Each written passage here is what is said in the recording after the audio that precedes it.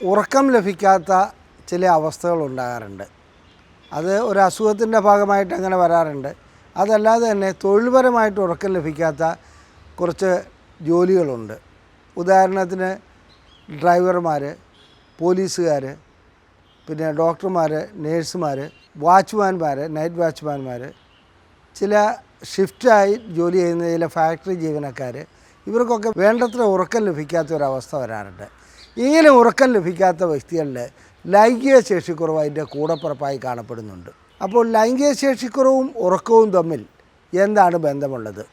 ഞാൻ അതിനെക്കുറിച്ചാണ് ഇന്ന് വിശദീകരിക്കുവാൻ പോകുന്നത്. ഞാൻ ഡോക്ടർ അജയൻ വർഗീസ്, കോഴിക്കോട് ജില്ലയിൽ കുന്നമംഗലം പന്തീർപ്പാടത്തുള്ള institute of sexual and reproductive medicine എന്ന സ്ഥാപനത്തിൻ്റെ ഡയറക്ടറാണ്. International association of sexual medicine practitioners modern medicine എന്ന അസോസിയേഷൻ്റെ അഖിലേന്ത്യാ ചെയർമാനുമാണ്.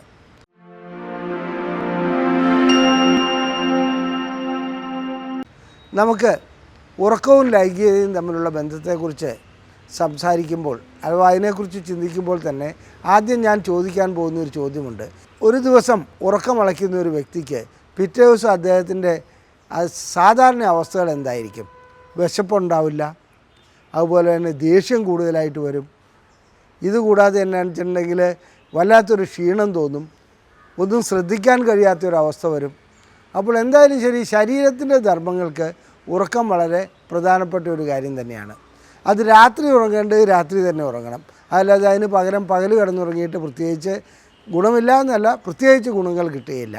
എന്തുകൊണ്ടാണ് ഈ ഉറക്കം, അതായത് ലൈംഗികതയെ ഈ രീതിയിൽ ബാധിക്കുന്നത് എന്നുള്ളത് നമുക്കൊന്ന് പരിശോധിക്കാം. പ്രധാനപ്പെട്ട കാര്യം, ലൈംഗികമായിട്ട് പ്രവർത്തനം സുഗമമായി പോകണമെന്നുണ്ടെങ്കിൽ ചില ഹോർമോണുകൾ ഉൽപ്പാദിപ്പിക്കപ്പെടേണ്ടതുണ്ട്.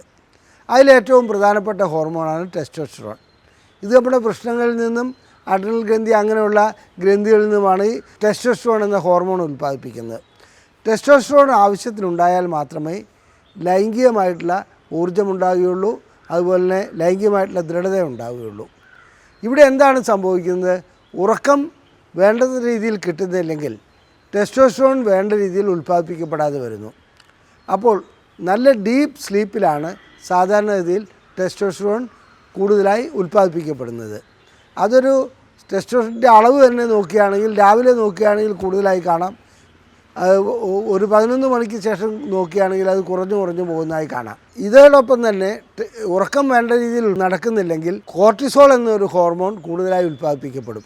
അത് ശരീരത്തിന് വേറൊരു രീതിയിൽ, അതായത് ബുദ്ധിമുട്ടുകൾ ഉണ്ടാക്കുകയാണ് ചെയ്യുന്നത്. നമുക്കൊരു ഭയപ്പാട് ഉണ്ടാകുകയാണെങ്കിൽ കോർട്ടിസോൺ ഉൽപ്പാദിപ്പിക്കപ്പെടും. അതുപോലെ തന്നെ ദേഷ്യം കൂടുതൽ വരികയാണെങ്കിൽ കോർട്ടിസോൺ ഉൽപ്പാദിപ്പിക്കപ്പെടും. അങ്ങനെ രാത്രിയിൽ നമുക്ക് വേണ്ടത്ര രീതിയിലുള്ള ഉറക്കം കിട്ടുന്നില്ലെങ്കിൽ ടെസ്റ്റോസ്റ്ററോണിന് പകരം കോർട്ടിസോൾ ഉൽപ്പാദിപ്പിക്കപ്പെടുകയാണെങ്കിൽ ലൈംഗികമായിട്ടുള്ള ശേഷിക്കുറവ് ഉണ്ടാകുമെന്നുള്ള കാര്യത്തിൽ ഒരു സംശയവുമില്ല. ഇനി ക്ഷീണം. ലൈംഗികതയ്ക്ക് ഏറ്റവും ആവശ്യമുള്ളത് എനർജിയാണ്. അതായത് നമ്മുടെ ശരീരത്തിന് പ്രവർത്തിക്കുവാനുള്ള ശക്തി ഉണ്ടാവണം. ശക്തിയില്ലാത്ത അവസ്ഥയിൽ ക്ഷീണത്തിലേക്ക് പോകുമെന്നുള്ള ഉറപ്പാണല്ലോ. അങ്ങനെ ക്ഷീണം ഉണ്ടാക്കുന്ന ഒരു ഘടകമാണ് ഉറക്കമില്ലായ്മ. ഉറക്കമില്ലാത്ത ഒരു വ്യക്തിയെ സംബന്ധിച്ചിടത്തോളം ക്ഷീണമുണ്ടാവും, ശാരീരികമായിട്ടുള്ള ക്ഷീണമുണ്ടാവും. ആ ക്ഷീണമുണ്ടാകുന്നതോടുകൂടി ലൈംഗികത ഇല്ലാണ്ടാവുന്നു. ഇനി അടുത്തത് രക്തക്കൊള്ളുകളുടെ പ്രശ്നമാണ്. ഈ രക്തക്കൊള്ളുകൾക്ക്, അതായത് ലിംഗത്തിലേക്കുള്ള രക്തം വേണ്ടത്ര വഹിച്ചുകൊണ്ട് പോകുന്നതിന് അത് വികസിച്ച് നിൽക്കേണ്ടതുണ്ട്, നൈട്രിക് ഓക്സൈഡ് ഉണ്ടാകേണ്ടതുണ്ട്, അതുപോലെ തന്നെ മറ്റ് ഘടകങ്ങളും അതിനകത്ത് പ്രധാനപ്പെട്ട പങ്ക് വഹിക്കുന്നുണ്ട്. ഇങ്ങനെ, അതായത് ഉറക്കം വേണ്ടത്ര രീതിയിൽ കിട്ടാത്തൊരു വ്യക്തിയെ സംബന്ധിച്ചിടത്തോളം ലൈംഗികമായിട്ടുള്ള ശേഷിക്കുറവ് ഉണ്ടാകുന്നതിൻ്റെ ഒരു പ്രധാന കാരണം അദ്ദേഹത്തിൻ്റെ രക്തക്കൊള്ളുകൾക്ക് വേണ്ടത്ര രീതിയിൽ വികസിക്കാൻ കഴിയാതെ വരുന്നു. അതിനകത്ത് ബ്ലോക്ക് ഉണ്ടാകുന്ന അവസ്ഥ വരെ വരുന്നു. ഇനി മാനസികമായിട്ടുള്ള പ്രശ്നങ്ങൾ, അതിൻ്റെ കൂട്ടത്തിലുണ്ടാകുന്ന ഒരു കാര്യമാണ്. ഞാൻ നേരത്തെ സൂചിപ്പിച്ചു, ദേഷ്യം വരുന്നു, അതുപോലെ തന്നെ പെട്ടെന്ന് പ്രതികരിക്കാനുള്ള പ്രവണത മാറിപ്പോകുന്നു, ചിന്തിക്കാനുള്ള കഴിവില്ലാണ്ടാകുന്നു. ഇത്തരം അവസ്ഥകളൊക്കെ ഉറക്കമില്ലായ്മ കൊണ്ട് വരുന്നുണ്ട്. അങ്ങനെ ഉറക്കമില്ലായ്മ കൊണ്ട് വരുന്ന വ്യക്തികളെ സംബന്ധിച്ചിടത്തോളം അവർക്ക് ലൈംഗികമായിട്ടുള്ള ശേഷിക്കുറവുണ്ടാകുന്നതിൽ ഈ മാനസിക പ്രശ്നങ്ങൾ ഒരു ഘടകം തന്നെയാണ്. മാനസികമായിട്ടുള്ള പ്രശ്നങ്ങൾ ഉണ്ടാകുകയാണെങ്കിൽ ഞാൻ നേരത്തെ സൂചിപ്പിച്ച കോർട്ടിസോൾ ഹോർമോണും മറ്റും കൂടുതലായി ഉയരുന്നതായും കാണാം. അപ്പോൾ ലൈംഗികമായിട്ടുള്ള ശേഷിക്കുറവ് പരിഹരിക്കുന്നതിന് ശരിയായ ഉറക്കം ആവശ്യമാണ്. നാം സാധാരണഗതിയിൽ ചെയ്യാറുള്ളത് വളരെ വൈകി ഉറങ്ങുന്നു. അത് മൊബൈലും മറ്റും കാണുന്നു, അതുപോലെ ടി വി കണ്ടുകൊണ്ടിരിക്കുന്നു, എന്നിട്ട് ഉറങ്ങുന്നു. അപ്പോൾ ഉറക്കം വേണ്ടത്ര രീതിയിൽ കിട്ടുന്നില്ല എന്നുള്ളതാണ് അതിൻ്റെ പ്രധാനപ്പെട്ട കാരണം. അതുപോലെ തന്നെ വ്യക്തമായിട്ടുള്ള ഒരു സമയം നിശ്ചയിച്ച് മിനിമം ഒരു 6 മണിക്കൂറെങ്കിലും ഉറക്കം കിട്ടണം ഒരു ദിവസം. അത് ഡീപ്പ് സ്ലീപ്പാണ് വേണ്ടത്. അങ്ങനെ 6 മണിക്കൂർ ഉറങ്ങുന്നതിന് പകരം നമ്മൾ ഇടയ്ക്ക് എഴുന്നേൽക്കേണ്ടി വരിക, ഇടയ്ക്ക് മൂത്രം ഒഴിക്കാനോ മറ്റും എഴുന്നേൽക്കേണ്ടി വരിക. അത്തരം വ്യക്തികൾക്കും ലൈംഗികമായിട്ടുള്ള ശേഷിക്കുറവ് ഉണ്ടാകുന്നതായി കാണണം.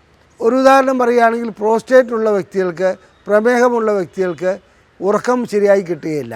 പ്രോസ്റ്റേറ്റ് ഉള്ള വ്യക്തികളെ സംബന്ധിച്ചിടത്തോളം പ്രോസ്റ്റേറ്റ് രോഗമുള്ളവരിൽ തന്നെ കാണുന്നത് അവർക്ക് രാത്രിയിൽ 1-2 തവണ മൂത്രമൊഴിക്കാൻ വേണ്ടി എഴുന്നേൽക്കേണ്ടായി വരുന്നുണ്ട്. അങ്ങനെ മൂത്രമൊഴിക്കാൻ വേണ്ടി എഴുന്നേൽക്കുന്നതോടുകൂടി അവരുടെ ഉറക്കം നഷ്ടപ്പെടുന്നു, ഹോർമോണിൽ വ്യതിയാനം വരുന്നു. അതുകൊണ്ട് അവർക്ക് ലൈംഗിക ശേഷിക്കുറവ് ഉണ്ടാകുന്നതായി കാണാം. പ്രമേഹമുള്ളവരിലും ചിലപ്പോൾ ഇടയ്ക്ക് മൂത്രമൊഴിക്കേണ്ടതായി വരുന്നുണ്ട്, അതിനുവേണ്ടി അവർ എഴുന്നേൽക്കേണ്ടതായി വരുന്നുണ്ട്. ഇത്തരം അവസ്ഥകളിൽ അതിനുള്ള ചികിത്സ നൽകി അതിനുള്ള പരിഹാരം കണ്ടെത്തി അതിലേക്ക് വരികയാണെങ്കിൽ, ശരിയായ ഉറക്കം കിട്ടുകയാണെങ്കിൽ നമുക്ക് ലൈംഗിക ശേഷി വീണ്ടെടുക്കുവാൻ കഴിയും. ഇനി ഉറക്കം കുറവുള്ള വ്യക്തികളെ സംബന്ധിച്ചിടത്തോളം, അല്ലെങ്കിൽ രാത്രിയിൽ വേണ്ടത്ര ഉറക്കം ലഭിക്കാത്ത വ്യക്തികളെ സംബന്ധിച്ചിടത്തോളം അവർക്ക് അനുഭവപ്പെടുന്ന ഒരു കാര്യമാണ് ഞരമ്പുകളെ ബാധിക്കുന്ന ഒരു പ്രശ്നം ഉണ്ടാകുന്നുണ്ട്. ന്യൂറോപ്പതി ഉണ്ടാകുന്നുണ്ട്. അതായത് ലൈംഗികമായിട്ടുള്ള ഉത്തേജനത്തിന് 3 കാര്യങ്ങൾ ആവശ്യമാണെന്ന് ഞാൻ പലപ്പോഴും സൂചിപ്പിച്ചിട്ടുണ്ട്. ഒന്ന് ഹോർമോൺ, അതായത് ടെസ്റ്റോസ്റ്ററോൺ, അതുപോലെ തന്നെ തൈറോയ്ഡ്, ഈ രീതിയിലുള്ള ഹോർമോണുകൾ ആവശ്യമാണ്. അതുകൂടാതെ ലൈംഗികമായിട്ടുള്ള പ്രവർത്തനത്തിന് ആവശ്യമുള്ളതാണ് രക്തക്കുഴൽ വികസിച്ച് നിൽക്കുക എന്നുള്ളത്.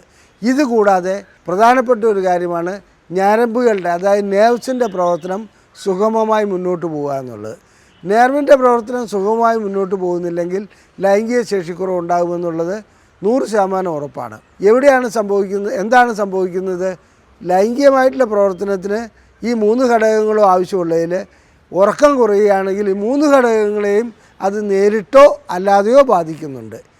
അതുകൊണ്ടാണ് ഉറക്കം ശരിയായ രീതിയിൽ തന്നെ വേണമെന്ന് പറയുന്നത്. അപ്പോൾ ഉറക്ക ഗുളികകൾ കഴിച്ചുറക്കമുണ്ടാക്കിയല്ല വേണ്ടത്, മദ്യം കഴിച്ചുറക്കമുണ്ടാക്കിയല്ല വേണ്ടത്. നമുക്ക് സ്വാഭാവികമായ ഉറക്കത്തിലേക്ക് വരുവാൻ വ്യായാമം ഒരു പരിധിവരെ നല്ലതാണ്. നല്ല രീതിയിൽ വ്യായാമം ചെയ്യുകയാണെങ്കിൽ ഉറക്കം ലഭിക്കും. അതുപോലെ തന്നെ മാനസികമായിട്ടുള്ള പിരിമുറുക്കങ്ങളുണ്ടെങ്കിൽ അതിൻ്റെ കാരണം കണ്ടെത്തണം. കാരണം കണ്ടെത്തിയിട്ട് അതിനുള്ള ചികിത്സയിലേക്ക് വരണം.